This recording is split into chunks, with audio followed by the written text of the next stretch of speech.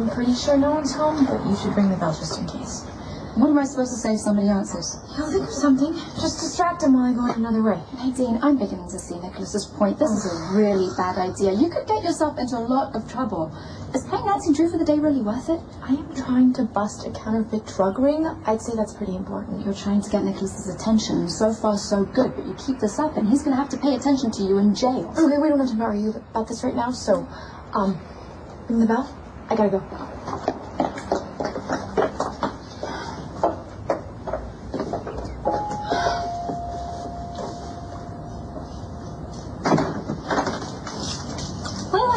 What are you doing here?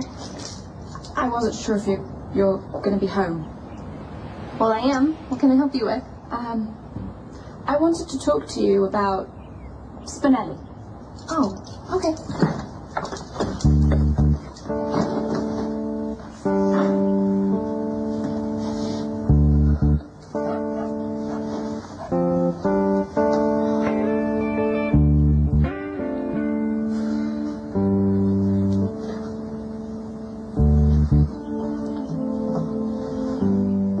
I think I know where this is going. You like Spinelli, don't you? Yes. Very much.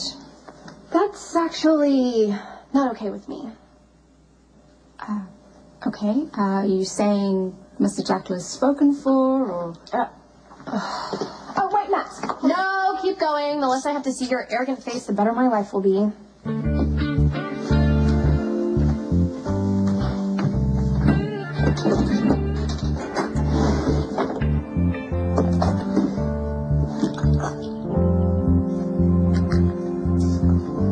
Here's the solution. Yours.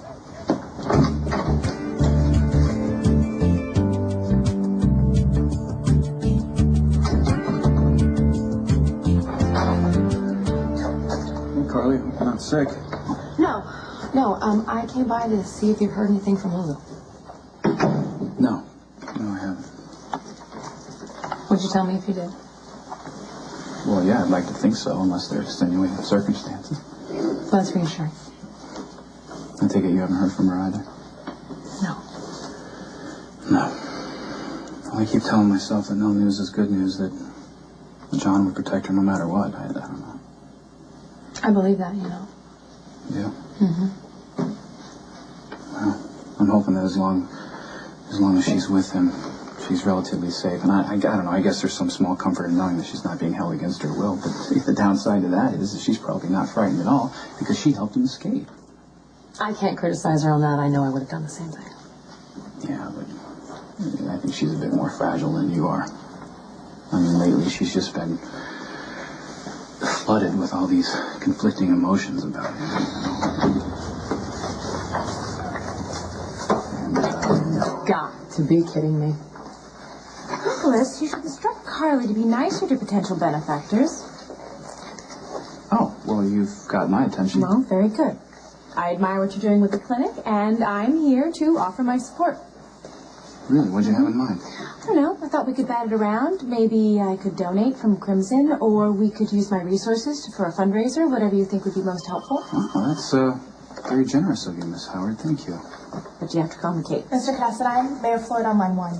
Right, I'm sorry, I have to take this. Don't go anywhere. No, I'll be right here. Wow. Aren't you Miss Bountiful? Well, I do what I can. Yeah, you do. For example, you framed me for lying to Jax when I didn't. But, Carly, just think about all the times you did lie to him. I think it more than balances out. I think you're trying to ruin my marriage. So I'm putting you on notice. I intend on keeping my husband. So when Jax and I work things out, and we will, we're going to be stronger than ever. That's when you need to watch out. I'm coming after you.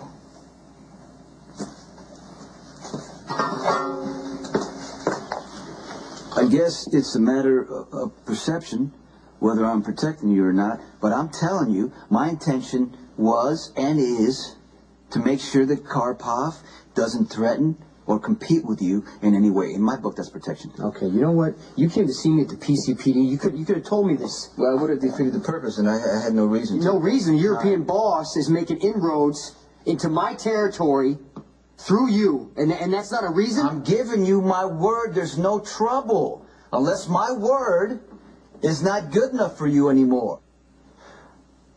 I'm just going to say that I think making any kind of alliance with Karpov is a huge mistake, but you know what? That's your choice. I also think that no matter what you're telling yourself and what you're telling me right now, the reason you got involved with Karpov is because you miss this business. If that's true, you don't need Karpov, okay? You just say the word and you can have it all back. I made promises. To my family, to Kate, to myself, and as hard as it is, I can't break them. I'm going to say it again. The reason I'm working with Karpov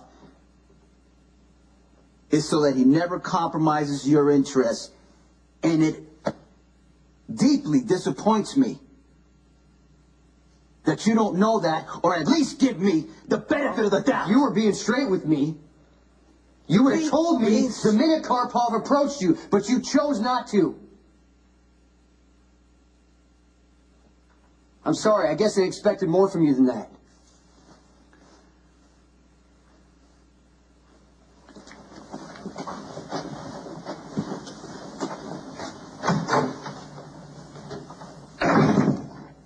I don't want you to think that I'm crazy. I don't, so you can drop that thought right now. Can't you just trust me enough to tell me what's going on?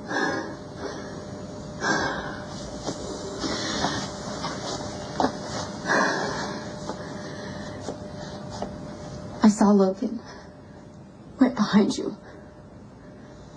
He was standing there all bloody with a knife in his shirt. So pale that he was gray. He was as real as you are. Like another person in the room, and then when I screamed, he was gone. How can you not think that I'm crazy? Because you lived through something traumatic. The after effects are perfectly normal. But you need to keep reminding yourself that Logan's death was an accident. No, it wasn't. Logan didn't run into my knife. I stabbed it into his stomach. Lulu, stop. You weren't there. You didn't see his face. How scared and surprised he was, like a little kid who had just been betrayed by the only person he ever trusted in the world. Logan was right. He said I would never get over him, and I never will.